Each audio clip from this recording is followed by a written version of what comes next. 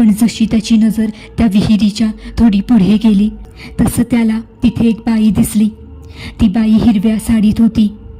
गळ्यात मंगळसूत्र, कपाळावर लाल कुंकवाचा मोठा टिळा, डोळे पांढरे फटक, लांब केस.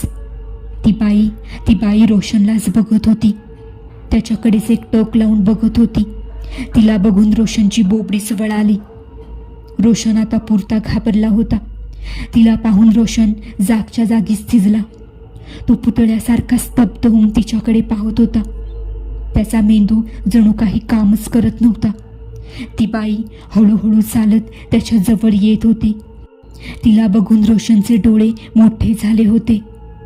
ती बाई त्याच्या जवळ आली आणि म्हणाली, घरी जातोस?